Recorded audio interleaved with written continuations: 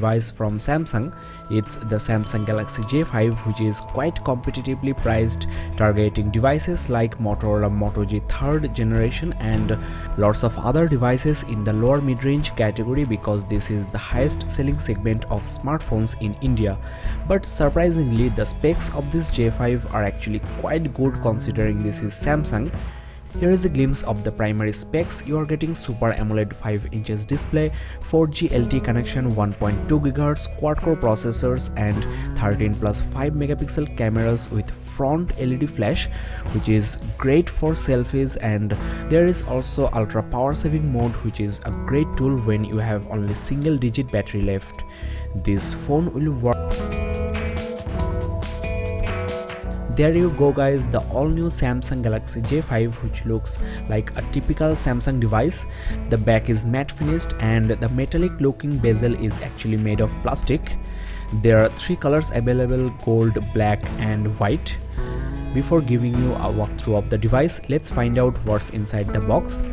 First of all, you get the manual, which is basically the quick start guide, and next you get the headphone, which is a simple basic headphone and not of in-ear type. The 3.5mm headphone jack is thankfully gold plated, and this will provide optimum sound quality. The remote holds the microphone hole and a push button for answering and disconnecting calls. You can also control music. These earpieces are of a very high quality material and you will surely get decent quality sound, but the bass level might not be that much high. I'll try this out and talk about the quality in the full review. Next, I have for you the charging adapter, which is huge, and I think Samsung should come out with a more compact design. It's a 1A charger and should charge your J5 fast enough. The USB port is at the side, which actually eats up lots of space on your switchboard. This is the data cable as well as the charging cable. I don't know why Samsung included such a short cable. The last thing in the box is the battery, which is of 2600 mAh. The flagship Galaxy S6 sports a smaller 2550 mAh battery, so on this J5, which is a lower mid-range device, this huge battery will ensure at least 2 full days backup with normal to heavy uses, so that's a great news. I'll check the battery performance and talk about it in the full review. Well, there is nothing left inside the box. Now let's get rid of this mess here and look into the device itself. Well, as you know, Samsung released metal frame devices like Galaxy A3, A5 and A7, but for this J series they are sticking to the old design. The thickness of this phone is 7.9mm, which is actually not bad for an entry-level device, and I suggest you to use a case for this device because this chrome finish might wear off after few months or years of uses, especially if you drop the phone. There is so much protective plastic on the phone, so let's get rid of all of this, and here is another one. The chrome finish is actually quite glossy, and overall this phone looks good as the Galaxy S5 or previous Samsung devices. Now I'll give you a quick walkthrough of this device. The weight of this phone is 146 gram, which is on the heavier side but feels quite solid in hand. The display here is Super AMOLED 5 inches diagonally with HD, that is 1280 by 720 pixels resolution at 294 ppi, which is almost close to the Retina threshold. At the bottom you get the capacitive back, push button home and the multitasking key, which is a capacitive key. At the top there you get the 5 megapixel front facing camera with full HD recording, and there is also a camera flash. Though it's a great news for the selfie lovers, but you should know that this is not a typical camera flash, but it's a continuous LED light just like a torch. There you get the sensors and also the grill for the earpiece. The rear camera is of 13 megapixel resolution with full HD recording. The maximum aperture is f1.9, which is again great. So looks like the camera on this phone are quite promising. You can get this device only for the cameras. This is the loudspeaker with a small bump, and Overall, the look and design of this phone is not bad, but as you know, this design is quite repetitive. Even the last year's flagship Galaxy S5 had the same design. The Motorola G3 has got some texture at the back, and if you look at the front, I think both of these devices are decent looking, though the bezel of the J5 is quite narrow compared to the G3. If you are in a dilemma in between these two phones, just wait for a while. I'll upload a side-by-side comparison in between these two phones, so make sure you are subscribed. Now this Galaxy J5 is a 4G capable device with Qualcomm Snapdragon 410 chipset. The GPU is actually Adreno 306. There you get the 3.5mm headset jack and the micro USB port for charging as well as data syncing. This is the microphone hole for talking and also for recording videos. The bezel is slightly flat at the bottom and also at the top. Now as usual, you get the volume rocker at the right side of the phone and the power key on the left side. You can easily access the power key, but the volume keys are not accessible with any of your fingers if you are holding the phone with your one hand, so Samsung should actually move this to the left hand side of the phone.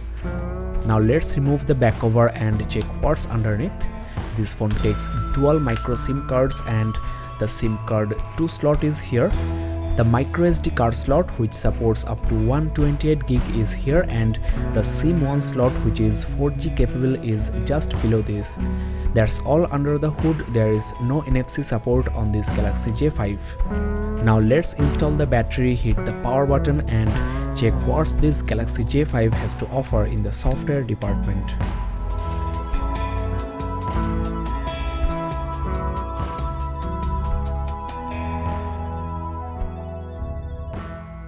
Samsung phones always excels in the software, in the user interface. The TouchWiz UI is full of features and the Super AMOLED display is actually very colorful. Let me show you some colorful wallpapers to give you a better idea about the display. It's quite bright and the colors are very saturated. Watching movies, playing games on this Super AMOLED display will be quite enjoyable, and the pixel density is also decent. I cannot notice a single pixel from this distance. You will surely love this display. The viewing angles are just absolutely great, much better than IPS panels, because IPS panels actually lose some brightness at different angles. In this case, the display looks equally good from all the angles. So this display here on this J5 is another strong field along with the camera, which I will talk about very soon in this review, so be with me guys. Now before I launch any application, let me just quickly check the RAM, storage and also the Android version. The Android version on this phone is Android 5.1.1 Lollipop, which is the latest version available till now, so that's good. Next, the RAM on this phone is officially 1.5GB. Let's check what's the free RAM at this moment.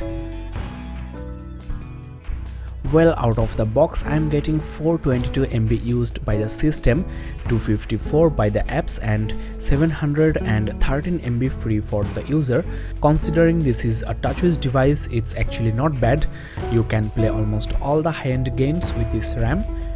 The storage on this device is only 8GB and I'm getting merely 4.26GB free for the user, which is actually quite low. There is also a 16GB variant of this phone not available in India. Overall, the specs sheet looks great considering the price tag of only 11,999. Guys, now let me give you a quick preview of the interface.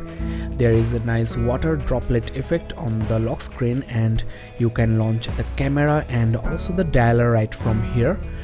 You will get notifications and just with a swipe you can unlock. The wallpaper does not move with home screen swipes. Because of the heavy TouchWiz interface, most of the time the entry-level devices suffer from lag, but not this time. All of these applications are opening almost instantly because the specs of this phone are just great, comparable to a mid-range or higher mid-range device. The swipe input is not enabled by default. Let's enable this and I personally feel the swiping or continuous input method is the best on Samsung devices. Samsung keyboard is very responsive and the autocorrect as well as autocomplete features are quite intelligent. There is a very little chance you will make a mistake. The display glass is also unbelievably smooth because of the oleophobic coating, and overall the writing experience on this Galaxy J5 is as good as it can be. Now let's quickly check the apps drawer. There are very few custom Samsung apps to save space. There you get the file manager, recorder, etc. The S Planner is quite handy sometimes. Though Samsung did not include its smart apps, you can download all of them from this Galaxy App Store, so check this out. There is a smart manager where you can manage your battery, your storage, RAM, and the battery, as I mentioned before, is huge, 2600 mAh, which should be ample for at least 2 days, and you can play games for like 5 or 6 hours, and there are some battery saving tricks embedded as well. You can go for this power saving mode, which will restrict the CPU performance, and the ultra power saving mode actually turns the display into grayscale. As this is a super AMOLED display, black and white screen will actually save considerable amount of battery. The Smart Manager also offers a device security option with the help of the Intel security software. Previously this service was provided by McAfee. You can scan the whole device for any adware or malware, and there is also Samsung Knox. As you know, with the Knox you can create a separate workspace on your phone which is secured and also private. Now there is also a clean all button which actually clears your RAM and closes unused applications in the background. Well, on this Galaxy J5 you are getting around 3200 rupees worth of game credits, and you need to log into this game zone to use that. As you can see, there are some games preloaded as well, but these are actually trial versions of these games. You can play up to 5 times for around 180 seconds. So on a device with only 8 GB of storage, these are eating up considerable amount of space. Vital Microsoft apps like OneDrive, OneNote, Skype, etc. are also installed, so this Galaxy J5 is full of bloatware, and unfortunately there is no auto brightness option on this J5, though there is the outdoor mode with maximum brightness. These are the toggles you can press to enable, and these can be rearranged as well.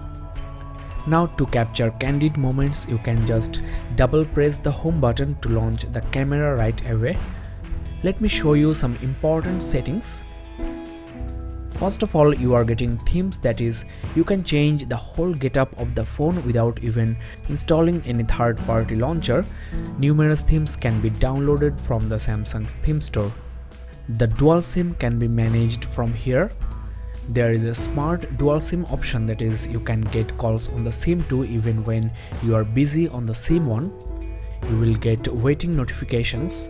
Now I'll be quickly checking the camera on this device, which is one of the main reasons you should get this Galaxy J5. Now though there is no physical shutter key, you can use the volume rocker, which is very helpful for taking selfies with the rear camera. The autofocusing seems quite fast actually. The focusing also seems very accurate. The front-facing camera is a 5 megapixel fixed focus shooter, and on the viewfinder it's looking damn good. There is a camera flash and it's basically a torch, and will be very helpful for taking selfies in dark. I'll be doing a detailed camera test on this J5 very soon and upload the camera samples. This is a front camera sample, and well, the image is looking damn good for a front camera. Even this small text is easily visible, there is no pixelation. Overall, I am quite satisfied with the front camera.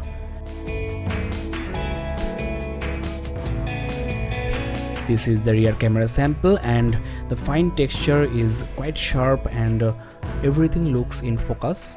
I want to just remind you the lens is very fast f1.9, so the camera on this J5 is, I think, comparable to a high-end device. If you are a camera lover, then you can go for this Galaxy J5. Well guys, we are almost at the end of this unboxing and hands-on review. Overall, this Galaxy J5 is a decent device for only 11,999, so without breaking the bank, you can enjoy the high quality display and the great camera. The Samsung TouchWiz interface is quite intuitive and feature-rich. Though the exterior design is quite repetitive, you can attach a good-looking case and change the whole getup. Overall, I think this Galaxy J5 is worth buying. The full review is on the way and I'll give my final verdict in that review, so make sure you are subscribed.